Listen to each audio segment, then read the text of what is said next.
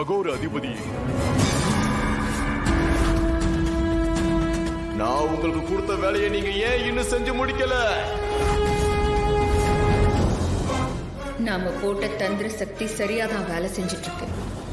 மனோ கமண்டலனை நம்பி என்ன வேலை கொடுத்தாலும் அவன் எண்ணம் முழுக்க மாயலோகத்தோட அதிபதி ஆகணுங்கிறதுலயும் அதுக்காக அந்த யட்சணிய பலி கொடுக்கணுங்கிறதுலயும் தான் இருக்கும். அகோர அதிபதியே, எனக்கு நடக்கிறது எதுவுமே புரிய மாட்டேங்குது. நல்லா ஞாபகப்படுத்தி பாரு, நான் உங்ககிட்ட என்ன சொன்னேன்?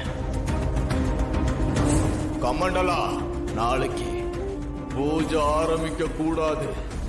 குறிப்பா அதிகாலையில பூஜை ஆரம்பிக்கவே கூடாது. அதிகாலையில அந்த விரதத்தை இருக்க ஆரம்பிச்சிடுவாங்க. அந்த விரதம் முழுசா செஞ்சு முடிச்சதுக்கு அப்புறம் தான் அந்த பூஜை ஆரம்பிக்க முடியும்.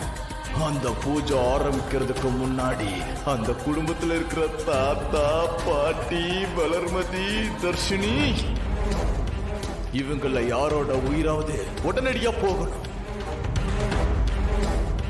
என்னோட மந்திர சக்தியை பயன்படுத்தினா அந்த பொம்மைக்கு உடனடியா தெரிஞ்சிடும். ஏற்கனவே அந்த வீட்டுக்குள்ள நான் போகும்போதுதான் எனக்கு பொம்மைக்கு பெரிய யுத்தமே ஆரம்பிச்சது. அதனாலதான் என்னுடைய மந்திர சக்தியை இப்போதைக்கு பயன்படுத்தாம இருக்கேன். ஆனா நீ உன்னோட மந்திர சக்தியை பயன்படுத்தி இவங்கள யாராவது ஒருத்தர இன்னைக்கு நைட்டே சாகடிச்சிட்டன்னா கண்டிப்பா இவங்களால காளி பூஜையும் அந்த விரதத்தையும் செய்யவே முடியாது. அகோர அதிபதி, நீங்க சொன்ன மாதிரியே செஞ்சு முடிச்சு உங்க கட்டளைய நான் நிறைவேற்றுறேன்.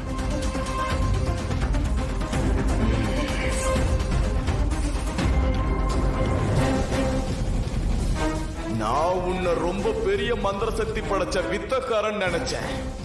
ஆனா நீ ஒன்னுத்துக்கும் உதவாதவனா இருக்கியே.